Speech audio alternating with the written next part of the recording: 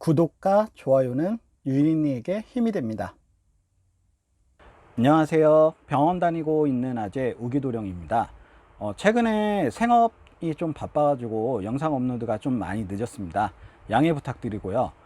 오늘은 최근에 이제 좀 이슈가 되고 있는 유튜버들의 이제 뒷 광고와 관련해서 최근 그 의료 쪽의 유튜버들이 좀 의료법에 약간 문제가 되는 점들이 있어서 이러한 점을 좀 정리를 해 봤습니다. 일단은 그 유료로 돈을 받았는데 광고라는 거를 표시하지 않은 문제는 의료법이랑은 사실 참 그 연관이 없는 문제이기 때문에 그러한 논란은 일단 제외를 해 두고요. 그 외적인 요인에 관해서 오늘은 좀 알려드리도록 하겠습니다. 의료법과 관련해서는 크게 이제 두 가지로 먼저 나눌 수 있는데요. 첫 번째로는 대가성 금액을 받고 의료 광고를 유튜버에 해주는 것과 그 다음에 돈을 받지 않았고 진짜 내가 너무 그 의료기관을 방문했는데 너무나 감동을 받아서 그 의료기관에 대한 어떤 이제 후기라든지 아니면은 장점 이런 것들을 순수 대가성 없이 본인이 작성한 내용에 관해서 알아보도록 하겠습니다. 오늘 말씀드릴 내용은 의료법과 그리고 보건복지부와 의사협회에서 함께 만든 의료광고 가이드집을 기반으로 해서 말씀을 드릴 예정이고요. 이 가이드북은 별첨 파일로 첨부를 해 놓겠습니다. 필요하신 분은 다운받아서 확인해 보시면 좋을 것 같습니다. 거기다가 제가 병원에서 이런 쪽 업무를 맡고 있기 때문에 지금까지 했었던 경험들을 좀 같이 이야기하도록 하겠습니다. 자, 첫 번째로 말씀드린 돈을 받았고 그 다음에 어떤 의료 광고라는 것을 표시했을 때 일반적으로는 문제가 되지 않는 상황이죠. 하지만 의료법에서는 어떤 게 문제가 되는가? 네, 첫 번째로는 의료 광고를 할 수 있는 의료 광고의 주체는 의료인 또는 의료기관의 대표자만 가능하다는 겁니다. 유튜버들은 일반적으로 의료인이 아니시잖아요. 의료관계 종사자도 아니시고 그렇기 때문에 의료 광고를 원칙적으로 할 수 없습니다. 예를 들어서 A라는 의료기관이 B라는 업체를 통해서 그 B라는 업체의 어떤 회원 명단에 의한 의료 광고를 메일로 보냈을 때 그러면 문제가 되냐 안 되냐? 당연히 앞에서 말씀드린 대로 B라는 업체는 의료 광고를 할 수 있는 의료기관 또는 의료인이 아니기 때문에 이러한 사실은 불법이 되게 됩니다. 두 번째로는 의료 광고에서 금지하는 것이 있는데요. 바로 치료 경험담 광고입니다.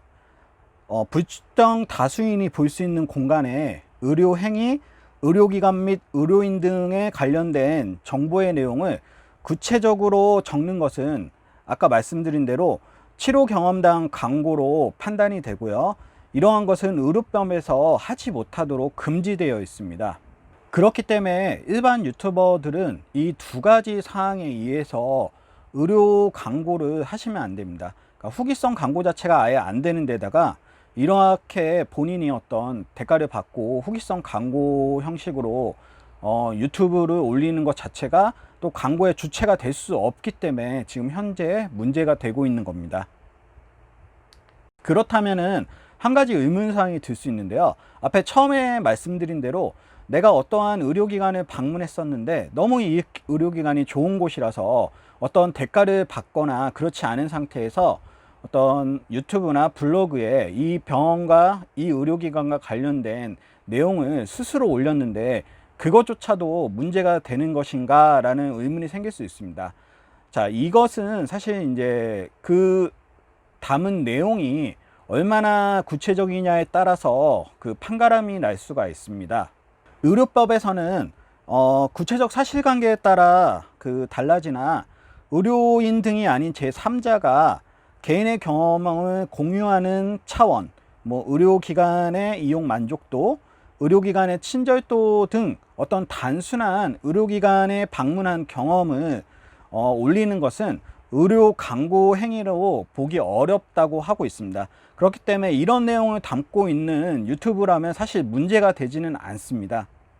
다만 아까도 얘기했던 이를 구체적으로 적을 때 뭐 의료기관명이 나온다든지 의사명 또는 수술 예우 등을 너무 자세하게 적을 경우 이러한 것은 어떤 치료 경험담 광고로 해당하기 때문에 의료법상 이거는 할 수가 없습니다. 그렇기 때문에 문제가 되고 있는 것입니다. 자, 그러면 정리해 보자면 돈을 받고 어떠한 의료기관에 대한 소개 영상을 올리는 것은 전부 다 불법입니다. 그래서 할 수 없는 내용이고요. 돈을 받지 않았는데 어떤 정말 감동을 받아서 내가 스스로 그 의료기관에 대한 정보를 올리는 것과 관련해서는 구체적인 정보를 담지 않은 수준이라면 진행이 가능합니다. 여기서 한 가지 궁금할 수 있으신데요. 블로그를 보면은 어떤 의료기관을 방문한 후기에 사진상의 어떤 의료기관의 명칭이 나오기도 하고 그리고 어떤 의사 선생님의 명칭도 이렇게 언급되기도 하는데요. 이런 것들은 그러면 다 불법이냐라고 문의가 생길 수 있습니다. 정확히 말씀드리면 엄격하게 얘기해서 다 불법인 겁니다.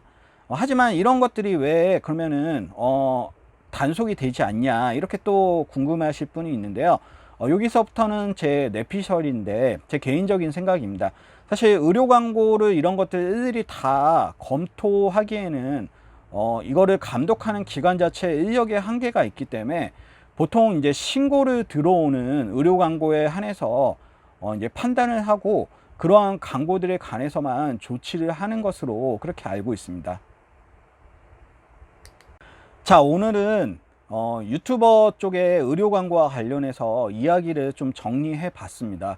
참 의료법이라는 것이 굉장히 까다롭기 때문에 광고를 하기 굉장히 어렵고 뭔가 홍보를 하기 굉장히 어려워서 이슈가 많은데요.